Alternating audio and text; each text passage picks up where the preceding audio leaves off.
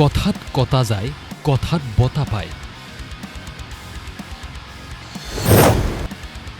কোনে বদনাম কৰিব বিচাৰিছে গায়ক নীল আকাশক? অহংকাৰীভাৱে কিছু কথা কৈ পালে নেকি নীল আকাশে?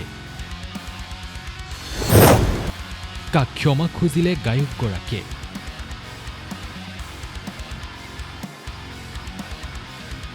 অহংকাৰে মূৰত ধৰি থকাৰ বাবেই ছাত্ৰ আন্দোলনৰ প্ৰতিবাদক লৈ তৰল মন্তব্য কৰি ভুল কৰা বুলি অৱশেষত ক্ষমা খুজিলে গায়ক নীল আকাশে। ফেচবুকৰ নিজা পেজত লাইভ আহি শেহতীয়াকৈ ভাইৰেল হৈ পৰা ভিডিঅ'টো এতিয়াৰে পৰা 2 মাহৰ আগৰে বুলি স্পষ্টীকৰণ দিলে নীল আকাশে।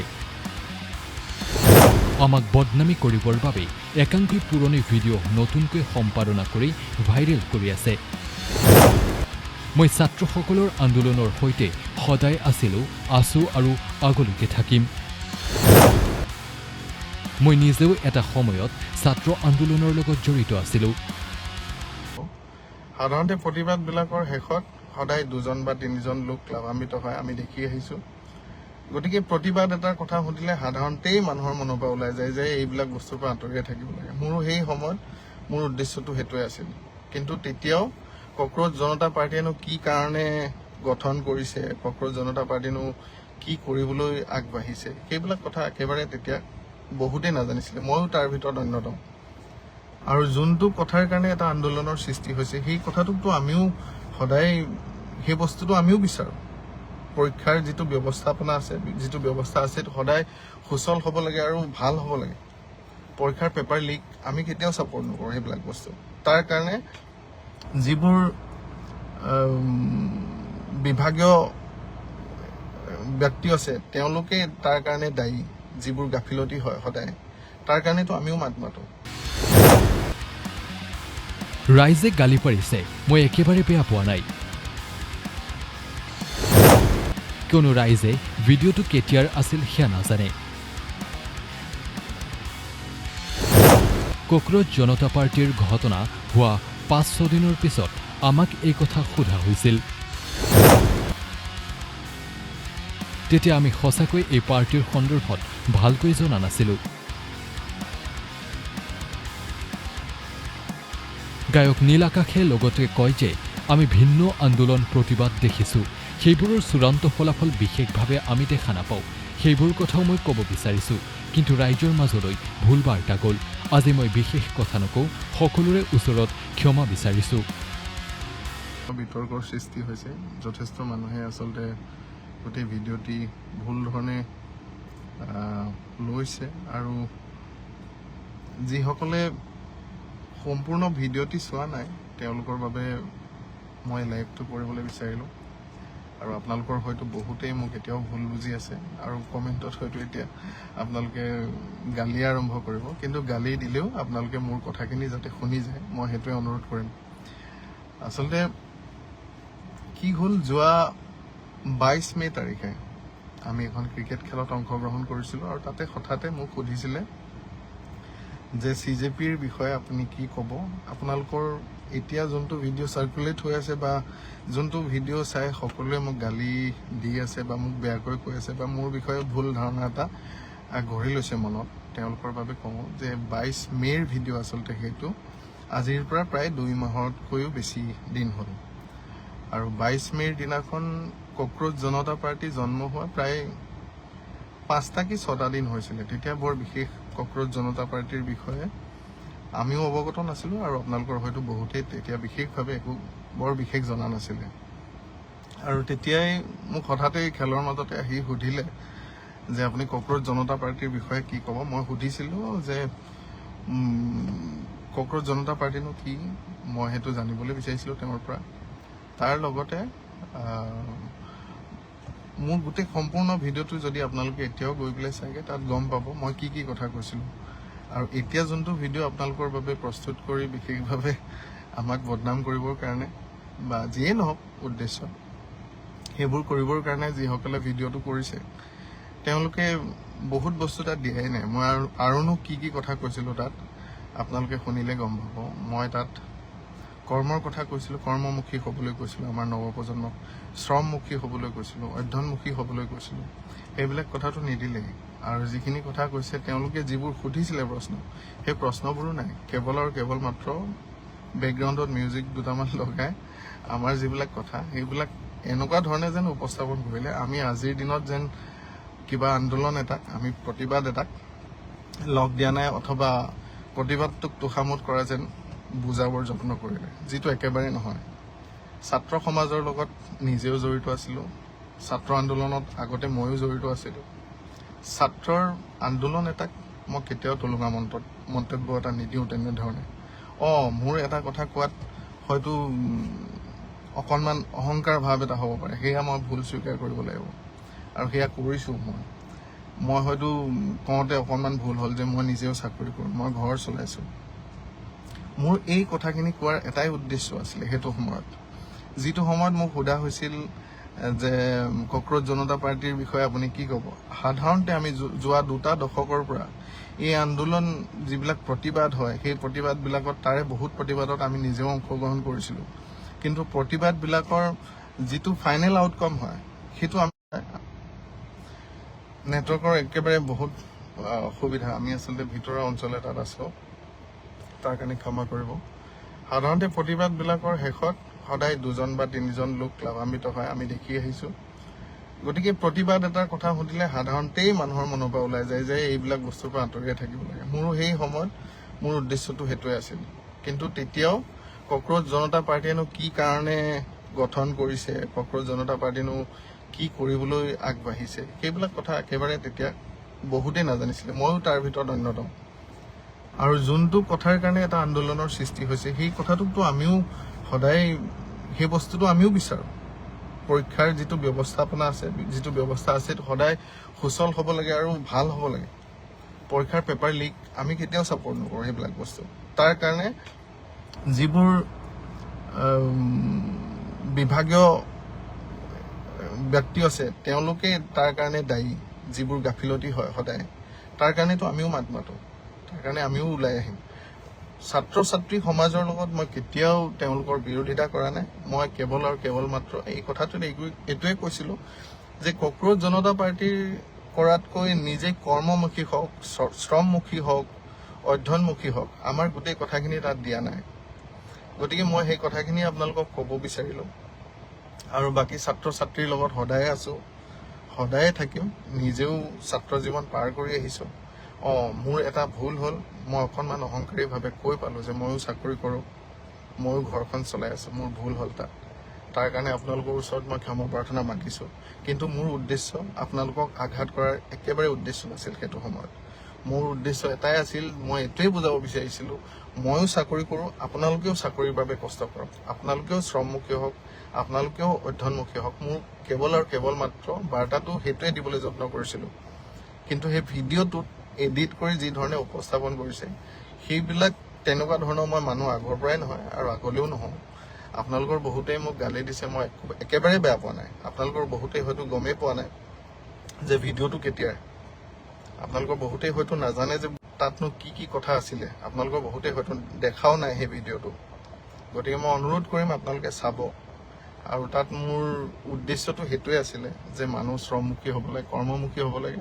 মোৰ কোৱা ধৰণটো হয়তো ভাল নহ'ব পাৰে বা ভুল হ'ব পাৰে, তাৰ কাৰণে মই ক্ষমা প্ৰাৰ্থনা মাগিছোঁ।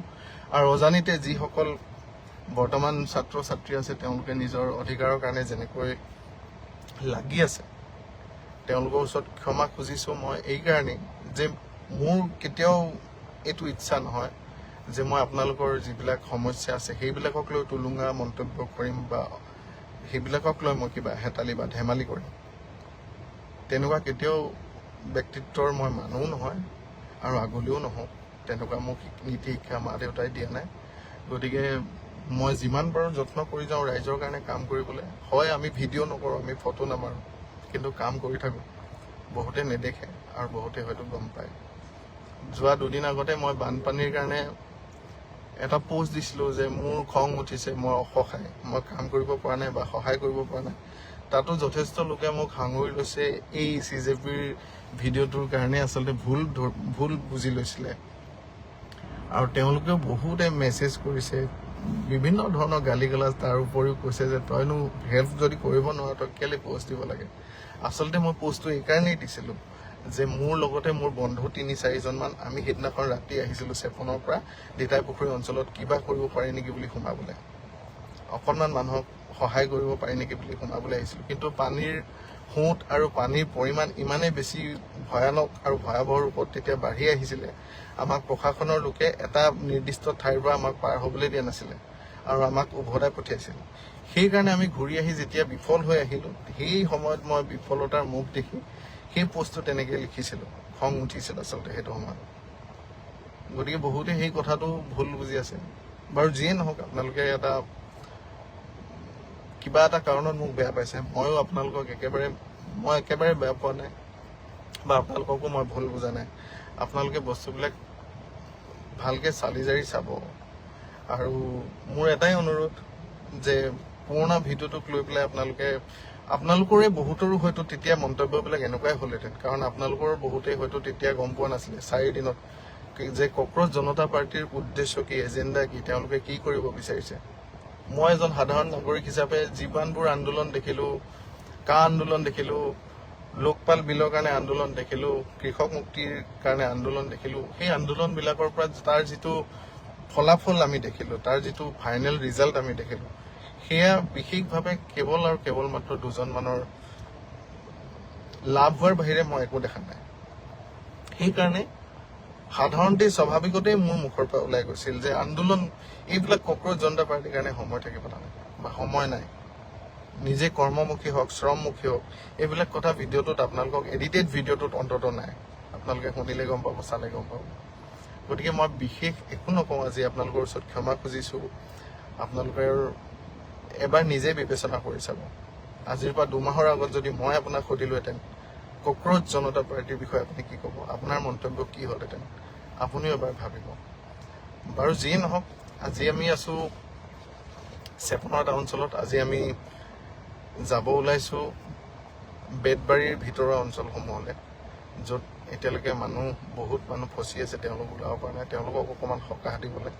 আৰু এই লাইভ ভিডিঅ'টিৰ জৰিয়তে মই আপোনালোকৰ ওচৰত ক্ষমা প্ৰাৰ্থনা খোজাৰ উপৰিও মই আপোনালোকক অনুৰোধ জনাইছোঁ, এইটো সময়ত মই বা মোৰ বন্ধু নীল আকাশৰ আমাৰ সেই বাইটকেইটা ইম্পৰ্টেণ্ট হয় জানো? এইটো সময়ত আমাৰ অসমীয়া সমাজ জীৱনত যিসকল লোক ইমান বহলভাৱে প্ৰভাৱান্বিত হৈ আছে, ইমান কষ্টত আছে, সেইবিলাকে মূল বিষয়। মোৰ বিষয়টো মূল হ'বই নালাগে। আচলতে মই সেইটোৱে ভাবোঁ। মোতকৈ আৰু বহুত ডাঙৰ সমস্যা আছে সমাজখনত। আহক আমি সকলোৱে যিসকল বানপীড়িত আছে, যাৰ যেনেকৈ সুবিধা হৈছে সহায় কৰিছে, আপোনালোকেও এমুঠি অন্নদান কৰক, আপোনালোকেও অকণমান সহায় কৰক। মোক গালি দি থাকিব, মই বেয়া নাপাওঁ। যদি আপোনালোকৰ মতে মই ভুল কৰিছোঁ, মোক গালি দি থাকিব, মোক যিমান বেয়াকৈ ক'বলৈ আছে কওক, মই কোনো দুখ নাপাওঁ। মোৰ খালি বেয়া লাগি থাকিব মনত যে আপোনালোকে ভুল ভিডিঅ' এটাৰ ভিত্তিত আপোনালোকে মোৰ চৰিত্ৰটো নিৰ্ধাৰণ কৰিলে, সেইটো মোৰ জীৱনত দুখ থাকি যাব। কিন্তু মই আজিও কৈছোঁ, এতিয়াও কৈছোঁ লাইভ ভিডিঅ'টোৰ জৰিয়তে যে ছাত্ৰ আন্দোলনত ছাত্ৰৰ অধিকাৰৰ মাত মতাৰ যিটো অনুষ্ঠান বা যিটো আন্দোলন বা যিটো প্ৰতিবাদ, তেনেকুৱা প্ৰতিবাদত কেতিয়াও মই অন্তত ছাত্ৰ ছাত্ৰীসকলক তুলনা মন্তব্য নকৰোঁ। আৰু সেই মন্তব্য কেৱল আৰু কেৱল CJPৰ কাৰণে আছিলে। সেইটো সময়ত CJPৰ যিটো থূলমূল ধাৰণা আছিলে, সেই ধাৰণাটোৰ ওপৰত ভিত্তি কৰিয়ে সেই কথাখিনি কৈছিলোঁ। আৰু তাতো মই সেই কথাখিনি কোৱাৰ উপৰিও মানুহক এইটো কথাও কৈছিলোঁ যে মানুহ শ্ৰমমুখী হওক, আন্দোলনমুখী নহয়। শ্ৰমমুখী হওক, কৰ্মমুখী হওক, আমাৰ অসমীয়া জনসমাজ শ্ৰমমুখী হওক, আন্দোলনমুখী হ'ব নালাগে, কৰ্মমুখী হওক, অধ্যয়নমুখী হওক। এইবিলাক কথাই ভিডিঅ'টোত তেওঁলোকে দিব নোৱাৰিলে, কাৰণ তেওঁলোকৰ উদ্দেশ্য এটাই, যিকোনো প্ৰকাৰে আমাক এই সময়ত সেই পুৰণা ভিডিঅ'টো আনি সেৱা প্ৰতিপন্ন কৰাৰ। গতিকে মই বিচাৰ আপোনালোকৰ হাতত এৰিছোঁ। আপোনালোকে যদি পাৰে মোক ক্ষমা কৰি দিব। তাৰ লগতে এটা অনুৰোধ জনাম, আপোনালোকেও সহায় কৰক, মোক নকৰিলেও নাই। যিসকল বানপীড়িত আছে, আজি বহুত ভিডিঅ' দেখিছোঁ, বহুতে মোৰ কথা কৈ লিখিছে যে সি ক'ত গ'ল, ক'ত শুই আছে। যোৱা 3 দিনৰ পৰা আচলতে আমি নেটৱৰ্ক নাই পোৱা যিখিনি অঞ্চলত আমি গৈছোঁ। যোৱাকালি আমি বিহুবৰ অঞ্চললৈ গ'লোঁ, তাত বহুতেই শোচনীয় পৰিৱেশ, তাত গ'লোঁ। বিহুবৰ অঞ্চলত আমি যিমান পাৰোঁ আমাৰ সামৰ্থ্য অনুযায়ী সকাহ দিলোঁ। টেঙা পুখুৰী বিহুবৰ এতিয়াও বহুত মানুহৰ মৃতদেহ উদ্ধাৰ হোৱা নাই, তাত বহুত মানুহ এতিয়াও নিৰুদ্দেশ হৈ আছে। তেনেকুৱা অঞ্চললৈ গ'লোঁ, টেঙা পুখুৰী গ'লোঁ, বিহুবৰ গ'লোঁ, চন্তক গ'লোঁ। আজি আমি তিতাই পুখুৰী 1 নং কোঁৱৰ গাঁৱলৈ যাম। তাত যিমান পাৰোঁ যত্ন কৰিম ৰাইজৰ ওচৰত যাবৰ কাৰণে। আজি তাৰ আগে আগে আমি বেতবাৰীলৈ যাম এতিয়া। আৰু এই আমাৰ যিটো সাহায্যৰ যিটো প্ৰক্ৰিয়া আৰম্ভ হৈছে যোৱা 3টা দিনৰ পৰা, আমি যিমানখিনি কৰিব পাৰিছোঁ তাত যথেষ্টখিনি মোৰ শুভাকাংক্ষীয়ে কওক বা আমাৰ জনসাধাৰণৰ কাৰণে কাম কৰিব বিচৰা লোকে কওক, আমাক তেওঁলোকে সহায় কৰিছে। তেওঁলোকৰ মই নামবিলাক কৈ দিব বিচাৰিছোঁ এবাৰ। ঘন হাজৰিকা তিনিচুকীয়াৰ পৰা, বিনোদ বৰুৱা, তাৰপিছত শান্তনু দা, গোলাঘাটৰ ভৰত মৃন্ময় দত্ত, নগাঁৱৰ অনিল শইকীয়া, লণ্ডনৰ পৰা চিনু কিশোৰ বা চিনুবাৰ লগতে আৰু 2গৰাকী প্ৰৱাসী ভাৰতীয়। তাৰ উপৰিও বৰ্তমান লখিমপুৰৰ পৰা মোৰ কেইবাজনো বন্ধুৱে আমাৰ লগত যোগাযোগ কৰিছে ইতিমধ্যে বস্তুবিলাক দিবলৈ। তাৰ উপৰিও চেপনৰ আমাৰ মৃদুল ফুকন ককাইদেউ আৰু আমাৰ লগৰ বন্ধুবিলাকক মই এবাৰ দেখুৱাই দিব বিচাৰিম আপোনালোকক কি ধৰণে এতিয়াও লাগি আছোঁ।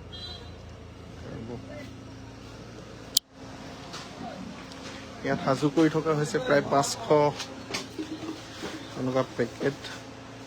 লগৰবোৰ লাগি আছে। যিমান পাৰোঁ যত্ন কৰিছোঁ কৰি যাবৰ কাৰণে। এইফালে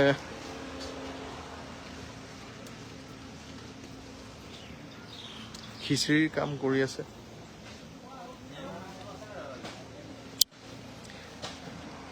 সিমানখিনিয়ে ক'লোঁ, মোৰ মনৰ কথাখিনি কৈ দিব বিচাৰিলোঁ। গতিকে আপোনালোকে বিবেচনা কৰিব। আপোনালোকে গালি দিব বিচাৰিছে, গালি দিব, একো নাই। কিন্তু মই এটা কথা পুনৰবাৰ কৈ দিওঁ, সেইটো এটা পুৰণা ভিডিঅ' আৰু সেই সময়ত মই তেওঁলোকে আগবাঢ়ি আহিছে সেইবিলাক কথা আছিল। গতিকে সচৰাচৰ দেখি অহা আন্দোলন বা সেইবিলাকৰ পৰা আচলতে বিমুখ হৈ পেলাই, বিমুখ হৈ যি যেনেধৰণে ওলাব লাগে, মই এটা সাধাৰণ মানুহ মাত্ৰেই ভুল হয়। নিউজ ডেস্ক ৰিপোৰ্ট, এ নিউজ 24/7।